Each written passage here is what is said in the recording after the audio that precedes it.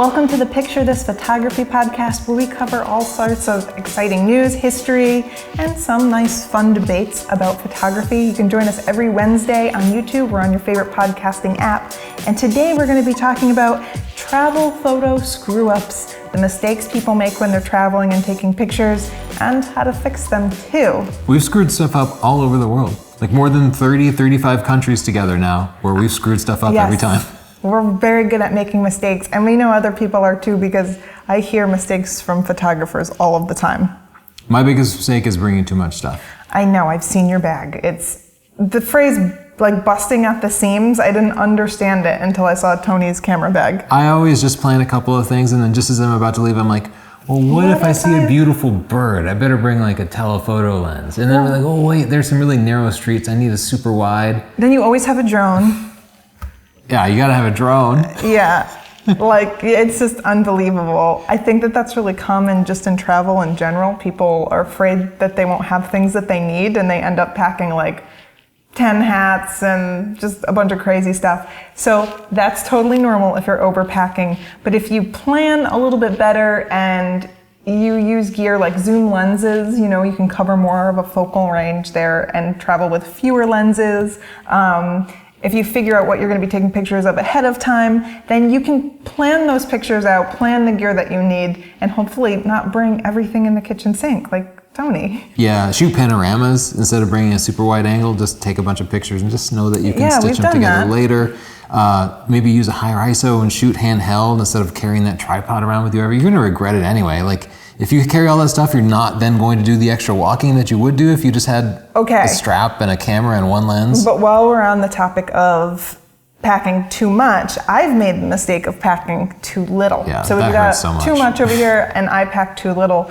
I don't like carrying gear. I'm smaller. I walk a lot when I travel, so I'll end up with just a sore back the whole time if my pack weighs 40, 50 pounds from camera gear. So I've forgotten important things like tripods, where I get out there and I realize I need a long exposure so every single person doesn't show up in the photo, or I want to take some night photography and I didn't bring a good enough tripod. So again, the solution there is to plan, and I've learned to look at the locations that I'm going ahead of time and look at how busy they are. Google now has some really cool tools for seeing peak hours for very popular locations, and I can really plan the shots that I want. Some things to make sure you don't forget are extra batteries, extra SD cards, and I always get a huge SD card, like a 256 gig SD card, because how many times have we just filled up our card mid-trip, and then you're flipping through trying to delete your old pictures in the middle of an event or something? Yeah, and not only that, we use it as backup, so we never delete our card on our trip.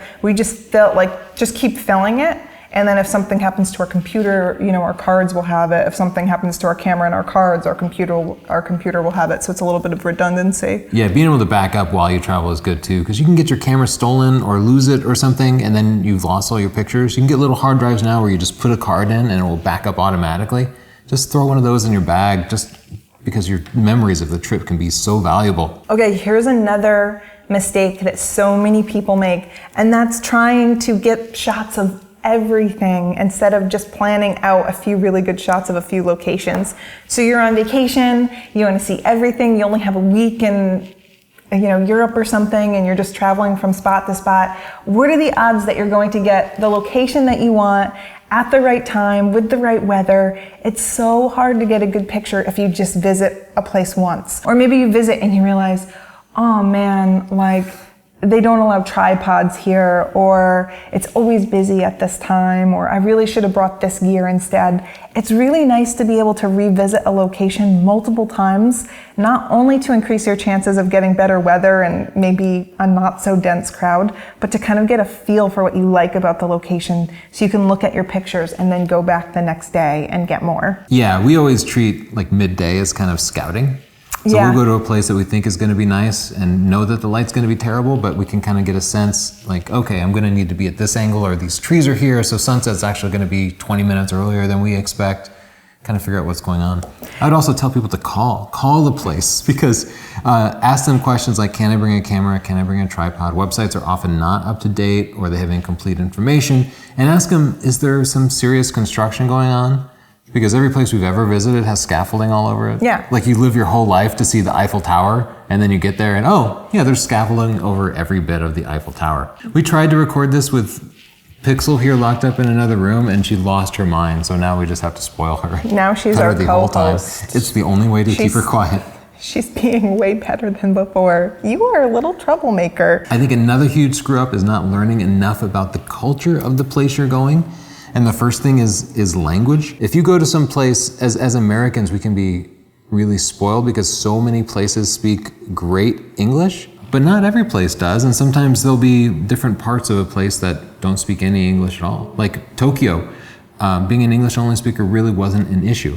But then we traveled down to Kyoto and we were completely lost. We couldn't even read the signs. I tried to learn Japanese too, but the cab driver got so frustrated with my bad Japanese that he just dropped me off in the middle of nowhere. Yeah, we have a handful of like 10, 20 things that we learn in every language, like hello, goodbye, excuse me, please, thank you. Like enough to get yourself back to your hotel and take basic directions, left and right. Technology has changed since then too, so you can get a good translator app and that can help you figure that out. Yeah, Google Translate and offline the language and go to Google Maps and offline those maps. That stuff can really help you out. Other cultural things are like, there are always local scams that target tourists. Every single town in the world has local scams and they're a little bit different.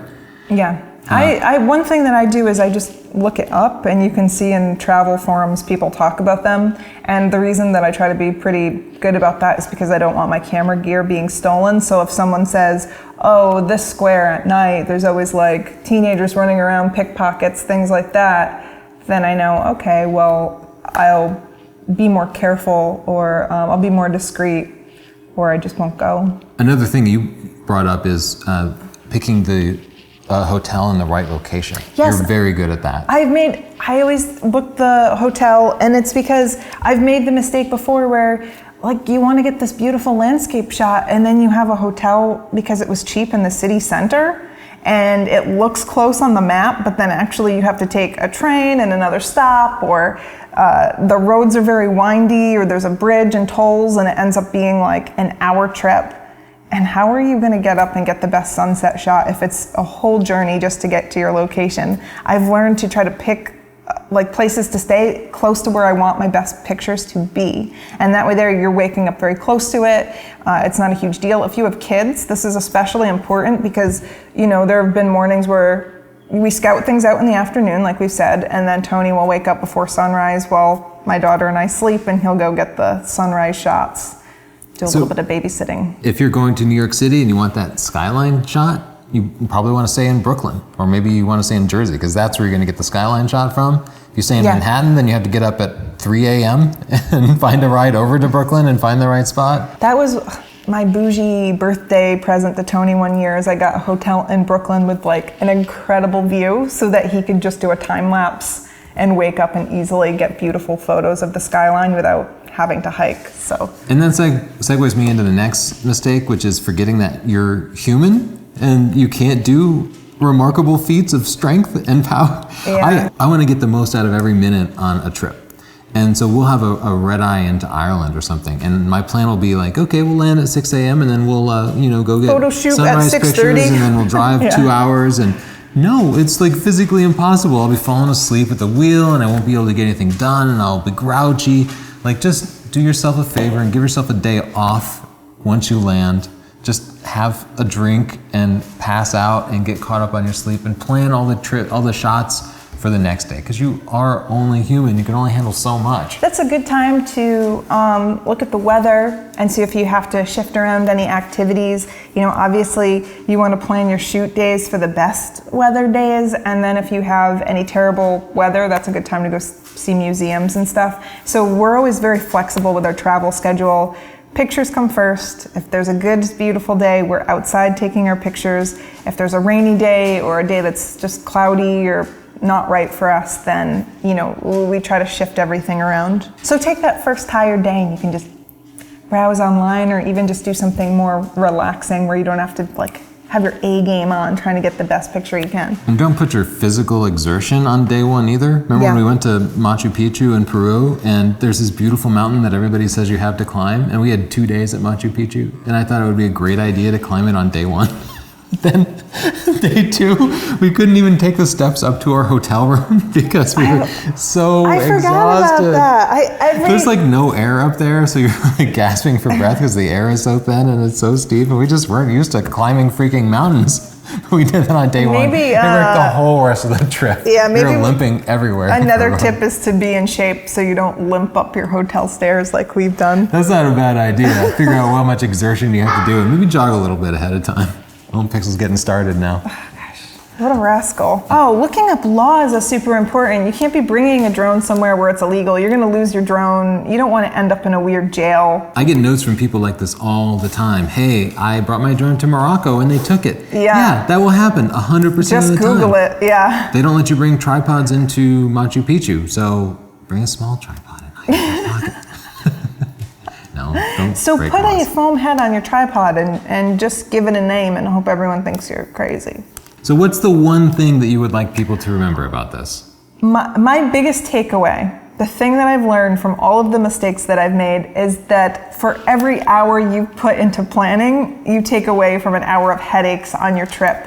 And that means planning everything, using the photographer's ephemeris, figuring out when there's going to be a sunrise, a sunset, the weather, your hotel, construction. You can just go on sometimes I'll go on Google Maps and look at the roads and stuff and figure out where there's going to be traffic and where I could set up. Planning, planning, planning. And that includes, if you aren't some person that's taking travel landscape photos all of the time, don't wait for your trip to practice. Go out and just practice in your town. You don't have to get the best shot of your life. It doesn't have to even be beautiful enough to share, but you're gonna realize which lens you like. If your tripod is stable enough on a windy day, you're gonna learn so much with that practice. So plan and practice and your trip will be so much better, and so will your pictures. Can I just add one more mistake I've made so many times, which is traveling with brand new gear? Because we review gear, I'll often just get some brand new thing, and then I don't know how it works, or I realize, oh, it has some weird quirk where it breaks when it does this. We make a great team because I refuse to do that, so we end up sharing stuff all the time. You always have your Nikon, whatever Nikon it is. Yeah, and also you have your big man body, so he carries a lot of stuff for me, so it's like, we got this good relationship going on. Thanks. This is the picture of this podcast. You don't have to watch it on YouTube. You can just listen to it wherever you happen to be using your favorite podcasting app. So please do subscribe on your podcasting app, and we'd love to get a 5-star review from you. Thanks so much. If you like it. And I'd love to see your biggest travel screw-ups in the comments down below. Tell me that. Because I know you've messed up. So I don't feel so bad. Bye. Thank you.